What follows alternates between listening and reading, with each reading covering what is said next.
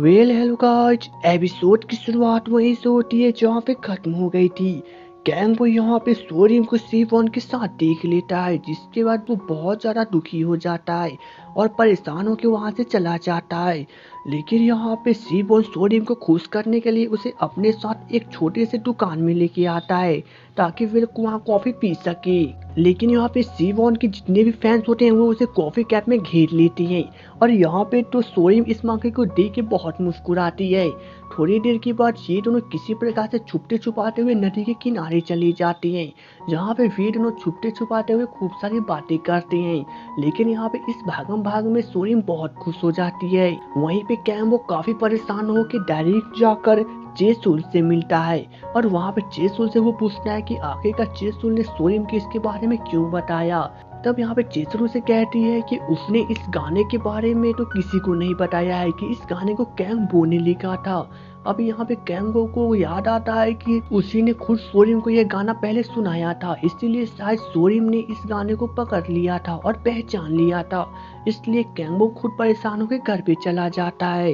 लेकिन घर पे जाने के बाद भी कैंगबो बहुत ही ज्यादा परेशान था, क्योंकि वह सोरियम को कैंगबो के साथ गले मिलते हुए देखा था।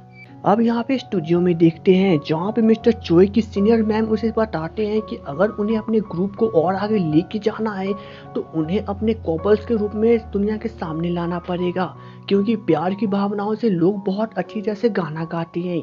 और यहाँ पे उन्हें सोरियम को आगे बढ़ाने के लिए सीबॉन्ड के साथ काफी अच्छी कपल्स वाली जोड़ी बन सकती है और वहीं पे चेसुल के लिए कैंगबो बिल्कुल सही रहेगा।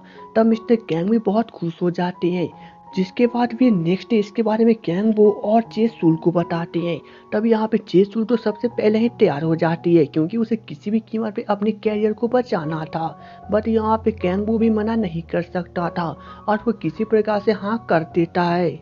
लेकिन यहाँ पे जब सोरियम अपनी टीम के साथ ही तभी जिनहो को यूनसिन कॉल कर देती है, इसलिए यूनसिन से मिलने के लिए जिनहो चला जाता है। अब यहाँ पे लेयोन सोरियम को जिनहो के अफेयर्स के बारे में बताता है, जिसपे सोरियम तो बहुत ही ज्यादा शॉक थी।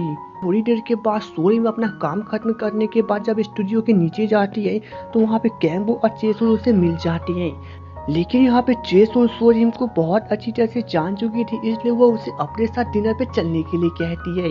जिसके बाद यहाँ पे तो सोरियम तैयार नहीं होती है, बट उसके जितने भी फ्रेंड्स होते हैं यानी कि लियून और चिन्हो तैयार हो जाते हैं और मजबूरन यहाँ पे सोरियम को जाना पड़ता है।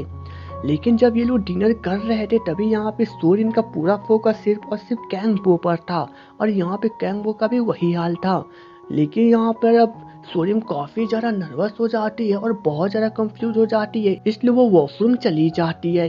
अब वॉशरूम में जाने के बाद तो यहाँ पर सोरियम काफी परेशान थी, बट किसी प्रकार से जब ये लोग डिनर खत्म करने के बाद बाहर निकलते हैं तो यहाँ पे ली यून पहले ही चला जाता है, क्योंकि उसे कोई जरूरी काम याद चला आया था। अब यहाँ पे सिर्फ और सिर्फ कैंगबो और सोरियम ही बचते हैं। तब यहाँ पे सोरियम कैंगबो से माफी मांगती हुई कहती है कि वह बहुत ज्यादा ही स्वार्थी बन गई थी और वह इतनी ज्यादा सेल्फिश बन गई थी कि वह कैंगबो के गाने को किसी और को नहीं देना चाहती थी, इसलिए उस वक्त वह कैंगबो से काफी नाराज हो गई थी। इसलिए सोरियम अब मुझसे माफी मांग रही है।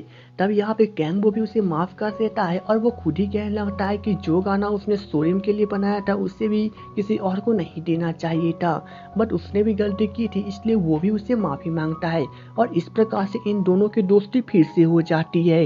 लेकिन यहाँ पे हम लोग देखते हैं कि कोई आदमी छुपकर इन दोनों की फोटो साथ में खींच लेता है, जहाँ पे ये दोनों काफी क्लोज थे।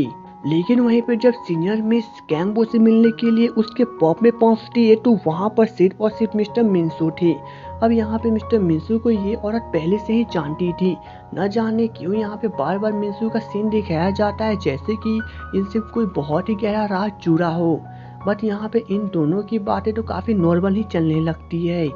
बट वहीं स्टूडियो में जब सोरियम पहुंचती है तो वहां की स्टाफ उसे बताती है कि वे लोग अपने नेक्स्ट परफॉर्मेंस के लिए सोरियम के स्कूल में जाएंगे और वहीं पे अपने परफॉर्मेंस के वीडियो रिकॉर्ड करेंगे।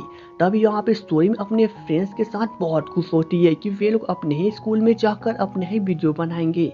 लेकिन यहाँ पे स्टाफ उसे आगे बताती है कि वह इसके बारे में किसी और को नहीं बता सकती, क्योंकि यह बात सरप्राइज है, नहीं तो मीडिया वहां पहुंच जाएगी और वे लोग सही से रिकॉर्ड नहीं कर पाएंगे। तभी यहाँ पे सोरिम और उसके फ्रेंड्स पूरी तरह से तैयार हो जाते हैं और ये लोग तो यहाँ पे अलग ही ढूंढ में थे कि वे लोग अपने स्कूल जाएंगे और वहाँ पे वीडियो रिकॉर्ड कर पाएंगे। बट स्टूडियो में हम लोग आगे देखते हैं जहाँ पर कैम को खुद अपने उन तीनों लफंगे फ्रेंड्स के पास जाता है और उससे भी अपनी गलती का एहसास हो चुका था कि उसे अपने फ्रेंड्स के ऊपर इस प्रकार से नहीं चिल्लाना चाहिए था और वो उन तीनों से माफ़ी मांगता है। बट यहाँ पे उन तीनों में से कोई भी उसे माफ़ करने को बिल्कुल भी तैयार नहीं था और कहता है कि कैम वो हमेशा से ही सेल्फिश रहा है और वो सिर्फ अपने बारे में सोचता है, ना कि अपने फ्रेंड्स के बारे में। लेकिन यहाँ पे कैंगबो भी अपनी गलती को फिर से एक्सेप्ट करता है और कहता है कि वो सिर्फ और सिर्फ काम के बोझ के कारण, क्योंकि वो हमेशा 100% देना चाहता है, इसलिए वो अपनी फ्रेंडशिप को भूल जाता है और वो उन सभी से फिर से माफ़ी मांग के वहाँ से चला जाता है। लेकिन जब यहाँ पे सोरियम उसे अपने फ्रेंड्स के साथ बहस करते हुए देख लेती है तो वो उसके पीछे जाती है और वो उसे पूछती भी है कि आखिर बात क्या है। लेकिन यहाँ पे तो कैंगबो से कुछ भी नहीं बताता है और कहता है कि ये तो सिर्फ और सिर्फ उनकी फ्रेंडशिप के तौर पे हमेशा चलती रहती है, ऐसे छोटे मोटे झगड़े तो उन लोगों में आम बात है। और कैंगबो ऐसे ही बहाना बना के सोरियम को बाय कह के वहाँ से चला जाता है। अब जब कैंगबो परेशान होकर अपने घर पे पहुंचता है तो अचानक से उसे मिस्टर चोय कॉल कर देते हैं और उसे बताते हैं कि जब वह डिनर करने के लिए सोरिम के साथ गया था तो किसी आदमी ने उसका फोटो खींच लिया है और वह सोरिम के साथ अब मिलना बंद कर दे, वरना अगर यह फोटो मीडिया में चली जाती है और अगर मीडिया वाले सोरिम के पीछे पड़ जाएंगे तो सोरिम की इमेज पूरी तरह से खराब हो जाएगी और यहाँ पे कैंगबो का नाम सोरिम के साथ जुड़ जाएगा। इसलिए मिस्टर चोय सोरिम को कैंगबो से नहीं मिलने के लिए कहते हैं। अब कैंगबो भी काफी परेशान हो जाता है कि वो अगली बार से सोरिम से नहीं मिल सकता, क्योंकि न जाने किसने उन दोनों की फोटो साथ में खींच लिया था। लेकिन यहाँ पे मिस्टर चोय सोरिम के स्टूडियो में जाते हैं और वो उसे कहते हैं कि वे लोग सही से प्रैक्टिस करते रहे और वो सोरिम को अपने साथ ले जाते हैं।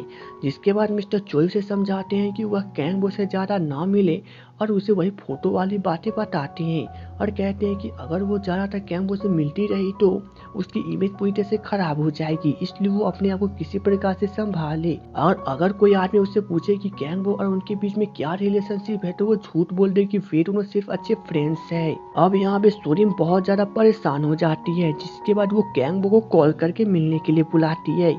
थोड़ी देर के बाद जब कैंगबो से मिलने जाता है तो वो कैंगबो को सब कुछ बता देती है कि किस प्रकार से मिस्टर चोय ने उसे कैंगबो से मिलने से मना कर दिया है। तभी यहाँ पे कैंगबो खुद सोरिम को समझाता है कि मिस्टर चोय जो कुछ भी कर रहे हैं वे बिल्कुल सही कर रहे हैं, क्योंकि सोरिम उस काम में आगे बढ़ रही है जिस काम में जगह जगह पे खतरा है और जगह जगह पे मीडिया है। अगर किसी को जरा सा भी भनक हो जाता है कि सोरिम और कैंगबो की अफेयर चल रहे हैं तो सोरिम का कैरियर तो पूरी तरह से खत्म हो जाएगा और लोग सोरिम को बिल्कुल भी पसंद नहीं करेंगे। अब यहाँ पे तो सोरिम इस बात को सुनने के बाद बहुत ज्यादा उदास हो जाती है। बट कैंगबो आगे कहता है कि कैंगबो हमेशा सोरिम का इंतजार करेगा और सोरिम बहुत ही मेहनत करे ताकि वह एक अच्छी सिंगर बन सके और जब सोरिम एक अच्छा सिंगर बन जाएगी तो कैंगबो उसे फिर से मिलने के लिए आएगा। लेकिन यहाँ पे सोरिम उससे आगे कहती है कि ये टाइम आने में बहुत ही ज्यादा समय है, क्योंकि उसका कोई गारंटी भी नहीं है कि उन दोनों को कितने समय तक अलग रहना पड़ेगा। बट यहाँ पे कैंगबो उसे कहता है कि वो हमेशा ही सोरिम का इंतजार करेगा। अब यहाँ से कैंगबो उदास होकर अपने घर की ओर चला जाता है, लेकिन वहीं पे सोरिम अपने घर पे पहुंचती है और वो अपनी दादी को गले लगा के रोने लगती है। बट यहाँ पे उसकी दादी कुछ भी नहीं समझ पाती है कि आखिर सोरिम रो क्यों रही है। अब नेक्स्ट डे सोरिम अपने स्टूडियो पहुंचती है जहाँ पे वह फिर से मेहनत करना शुरू करती है और यहाँ पे उसके फ्रेंड्स उसके साथ खूब मेहनत करते हैं ताकि वे लोग अपने स्कूल में परफॉर्मेंस सही से दे सके। अब ऐसे करते हुए कुछ दिन बीत जाते हैं जहाँ पे सोरिम अपनी पढ़ाई पर भी फोकस करती है और अपनी सिंगिंग पर भी। अब सोरिम का स्कूल परफॉर्मेंस वाला दिन चला आता है जहाँ पे सोरिम खुशी खुशी होकर अपने स्कूल परफॉर्मेंस करने के लिए जाती है। अब यहाँ पे तो प्रिंसिपल बहुत ही ज्यादा खुश थी क्योंकि सोरिम के कारण उनका स्कूल का नाम बहुत ही ज्यादा छा रहा था और ये बात पूरी सियोल में पता चल रही थी। अब थोड़ी देर के बाद सोरिम अपने परफॉर्मेंस करने के लिए जाती है जहाँ पे उसके स्कूल के सभी स्टूडेंट्स आए होते हैं। अब जब सोरिम यहाँ पे परफॉर्मेंस करने के लिए जाती है तो वो बहुत ज्यादा उदास थी क्योंकि वो कैंगबो को बहुत दिन से नहीं देख रही थी और इसलिए वो सही से सिंगिंग भी नहीं कर पाती। लेकिन जब वो देखती है कि कैंगबो वहाँ पे आ चुका है तो वो बहुत खुश हो जाती है और तब सोरिम यहाँ पे बहुत खुश होकर सिंगिंग करती है, जिसके बाद यहाँ पे आए हुए सभी लोग बहुत खुश होते हैं कि सोरिम सच में एक बेस्ट सिंगर है। अब सिंगिंग खत्म हो जाने के बाद तो यहाँ से कैंगबो बिना कुछ बोले चला जाता है। बट यहाँ पे तो सोरिम खुद ही कैंगबो को ढूंढने लगती है और वो कैंगबो के बारे में अपने फ्रेंड से पूछती है। बट यहाँ पे भी उसे कुछ भी नहीं पता था। तब सोरिम खुद ही वहाँ से दौड़ते हुए स्कूल के बाहर जाती है और वो कैंगबो को ढूंढने लगती है और वो कैंगबो को कॉल भी करती है। अब जब कैंगबो यहाँ पे कॉल उठाता है तो सोरिम उसे कहती है पीछे मुड़ने के लिए। अब जब कैंगबो पीछे मुड़ता है तो सोरिम जस्ट उसके सामने ही खड़ी थी। अब यहाँ पे सोरिम उसे देख के बहुत ही ज्यादा नर्वस हो जाती है और बहुत ही ज्यादा भावुक हो जाती है और कैंगबो का भी यहाँ पे यही हाल था, क्योंकि यहाँ पे ये दोनों एक दूसरे से कुछ दिनों से नहीं मिल रहे थे। अब यहाँ पे कैंगबो सोरिम से कहता है कि उसका गाना सच में बहुत ही ज्यादा लाजवाब था और उसने काफी मेहनत की है। तब सोरिम बहुत खुश होती है। लेकिन यहाँ पे कैंगबो आगे कहता है कि अब वो सोरिम को पसंद करता है और वह उससे हमेशा मिलना चाहता है। तब सोरिम बहुत खुश होती है, जिसके बाद ये दोनों दौड़ते हुए एक दूसरे को गले लगा लेते हैं और इसी स्वीट मोमेंट के साथ इस एपिसोड की एंडिंग हो जाती है। बट दोस्तों इस ड्रामा में हमेशा ट्विस्ट आते रहते हैं, तो अब नेक्स्ट एपिसोड में पता चलेगा कि अब कौन सा नया ट्विस्ट आने वाला है जो कि सोरिम को एक बेस्ट सिंगर बनने से रोकता है। तो चलिए दोस्तों बने रहिए हमारे एपिसोड के साथ, तो मिलेंगे नेक्स्ट वीडियो में। तब तक के लिए goodbye and take care.